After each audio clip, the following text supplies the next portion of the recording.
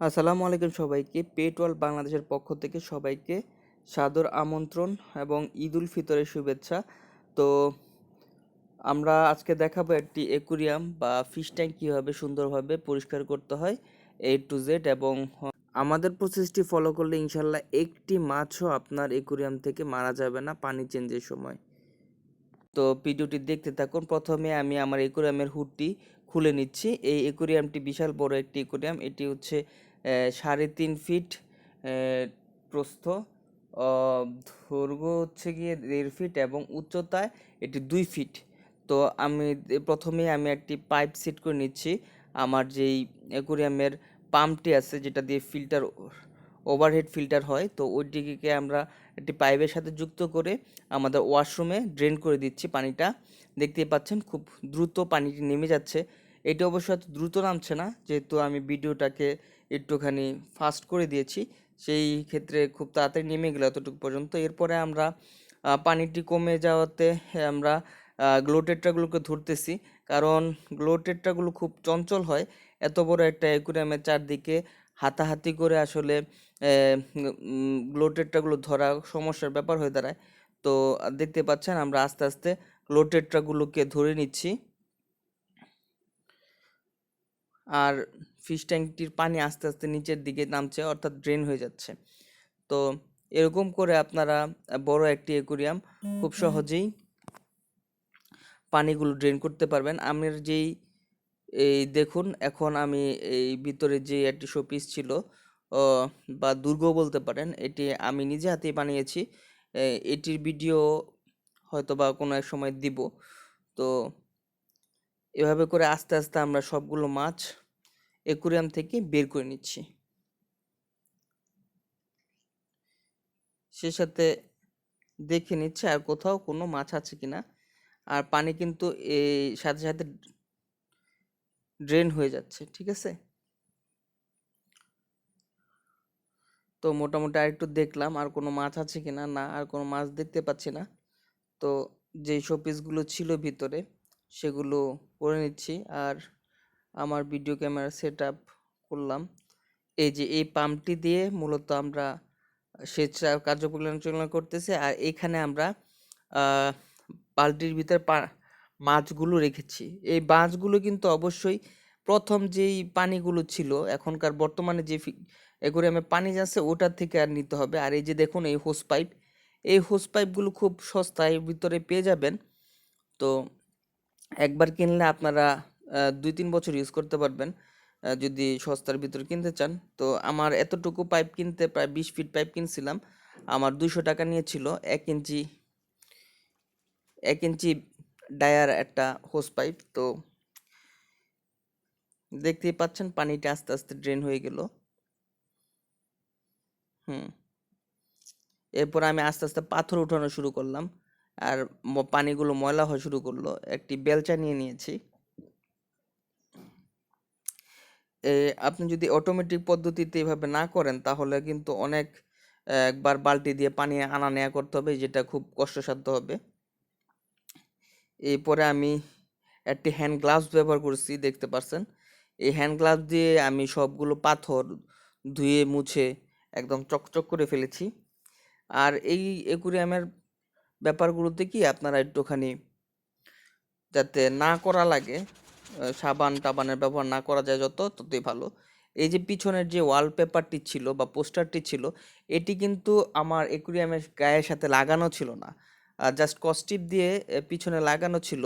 যখন আমরা কিনে এনেছি তখন এই অবস্থায় ছিল, কিন্তু এখন আমি একটা আইডিয়া বের করলাম যে কীভাবে এটা এটো সেটোভাবে লাগিয়ে দেওয়া যায়, কোনো গ্যাপ যাতে না থাকে, তাহলে পোস্টারটি দেখতে অনেক সুন্দর লাগে। তাই আমি ইঁদুর মারার আঠা, যেটা আর কি ব্যবহৃত হয়, আমার কাছে এই আঠাটি অ্যাভেলেবেল ছিল। আপনারা বাজারে ঢেন্ডি বা যে কোনো আঠা ওগুলো ব্যবহার করতে পারেন।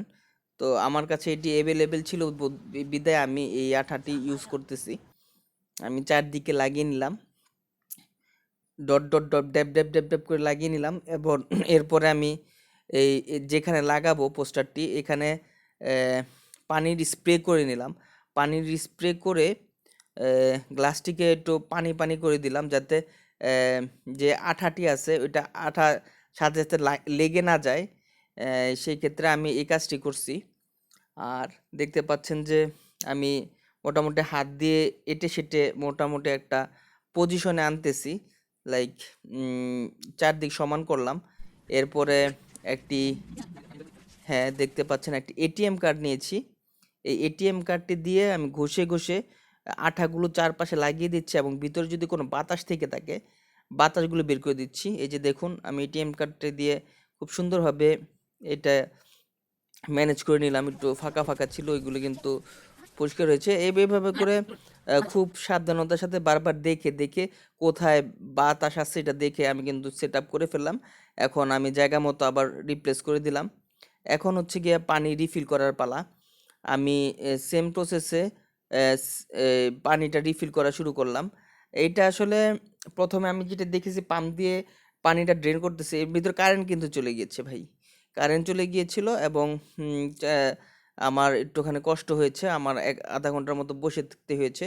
পরে আমি এখানে যে আগের যে শোপিসগুলো ছিল পাথরগুলো ছিল, যেটা যেখানে ছিল আবার সেখানে রেখে দিচ্ছি। তো এভাবে করে আসলে পানিটি ভরে যাচ্ছে। এটা আপনারা দেখতে পাচ্ছেন খুব তাড়াতাড়ি হয়ে যাচ্ছে, কিন্তু আসলে কিন্তু এটা না, এটা অনেক টাইম নিচ্ছে। এটা টাইম নিচ্ছে, কিন্তু আমি ভিডিওটি ফাস্ট করে দিয়েছি আপনাদের দেখার সুবিধার্থে। তো আমি দেখতে পেয়েছি যেটা বাংলাদেশের কেউ আসলে এই বড় বড় অ্যাকুরিয়ামগুলো কীভাবে সেট আপ করবে বা কি করবে না করবে, এটা কিন্তু তারা কেউ শো করতেছে না, বা এরকম কোনো ভিডিও নাই আমাদের আর্কাইভে। সো আমি চেষ্টা করলাম আপনাদের এই ভিডিওটি করার মাধ্যমে এই ব্যাপারটিকে সুন্দর করে দেওয়ার জন্য। এই এরপরে আমি এখানে দিয়ে নিচ্ছি সোডিয়াম থায়োসালফেট পেন্টাহাইড্রাইট। এটি পানিকে ক্লোরিন মুক্ত করে। এরপরে দিচ্ছি হচ্ছে গিয়ে যেই অ্যাকোরিয়াম স্পট ব্লু যেটি দেয়া হয় সেটি আমরা দিয়ে দিচ্ছি। সাথে দিচ্ছি হচ্ছে গিয়ে সোডিয়াম ক্লোরাইড বা খাবার লবণ, এটা আয়োডিন মুক্ত খাবার লবণ। এটি দিয়ে দিচ্ছি, চারদিকে ছিটিয়ে ছিটিয়ে দিয়ে দিচ্ছি। আপনাদের দেখানোর সুবিধার্থে আমরা একটু কাছাকাছি এনে দিচ্ছি। এই যে দেখতে পাচ্ছেন sodium thiosulfate pentahydrate, aquarium spot blue, আর হচ্ছে গিয়ে আয়োডিন মুক্ত খাবার লবণ দিচ্ছে, আয়োডিন ফ্রি খাবার লবণ, এটা গরুর লবণও বলা চলে। তো দেখতে পাচ্ছেন আমাদের ফিল্টারিং শুরু হয়ে গিয়েছে। আমরা 6 থেকে 9 ঘন্টা ফিল্টারিং করব, এতে করে বায়োলজিক্যাল যেসব ব্যাকটেরিয়াগুলো থাকে ওগুলো গ্রো করবে, সেই সাথে পানিটা ক্রিস্টাল ক্লিয়ার হয়ে যাবে। তখন আমরা ছাড়বো 6 থেকে 9 ঘন্টা, এই ব্যাপারটা খেয়াল রাখবেন। তারপরে আমরা এখন মাছগুলোকে দেখতে পাচ্ছেন ছেড়ে দিচ্ছি, গ্লোটেট্রা, খুব সুন্দর মাছ। মনে রাখবেন ভুলেও কখনো মাছের একুরিয়াম ধোয়ার সাথে সাথে পানি দেওয়ার সাথে সাথে রিফিল করার সাথে সাথে মাছ ছাড়বেন না, এতে করে আপনাদের মাছ মারা যাবে।